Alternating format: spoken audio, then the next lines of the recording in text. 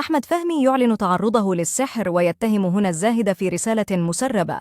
في البداية، لا تنسى الاشتراك والإعجاب بالقناة وتفعيل الجرس. أثار الفنان أحمد فهمي جدلاً واسعاً خلال الساعات القليلة الماضية، إذ كشف تعرضه للسحر الأسود من قبل زوجته السابقة الفنانة هنا الزاهد.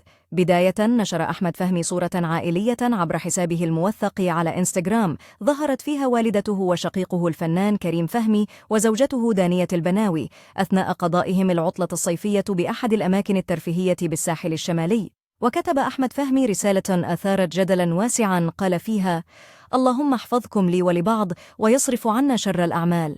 وتابع: والسحر الأسود والسحرة والفجر عند الخصومة، ويديم علينا نعمة قرب أولاد الأصول دائما. زاد أحمد فهمي من تيقن متابعيه بإصابة أسرته بأعمال السحر الأسود من خلال ستوري إضافية شاركها بعد الصورة العائلية، وكتب دعاء بهلاك السحرة وعلمائهم ومن يقومون بهذه الأعمال المؤذية. رفضت إحدى المتابعات أسلوب الهجوم على هنا الزاهد التي بدورها لم تسئ لعائلة أحمد فهمي، مؤكدة أن فهمي وعائلته مصابون بوسواس من ناحيتها، إلا أن الفنان رد بشكل مفاجئ وصادم. وقالت المتابعة في رسالتها التي دافعت فيها عن هنا الزاهد: والله أنتم على رأسكم بطحة، البنت لم تقل شيئا عنكم، لماذا تعكسون الكلام على أنفسكم بهذه الطريقة؟ من جانبه رد أحمد فهمي مؤكداً شكوك متابعيه حول اتهامه لهنا الزاهد بارتكاب السحر الأسود في حقه وحق أسرته.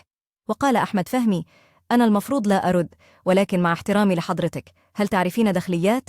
هل تعرفين أننا وجدت في منزلي 3 أعمال؟ حضرتك تعرفي أي شيء؟ ولا لأنني لا أتكلم في البرامج؟ عموماً، ربنا يحفظك أنت وأهلك ويكفيك شر ولاد الحرام. المتابعة عادت لمناقشة أحمد فهمي حول إمكانية الخطأ والخلط في الأمور بين هنا الزاهد وشخص آخر، إلا أنه أكد أن السائقين في منزله اعترفوا ليشدد على اتهامه السابق.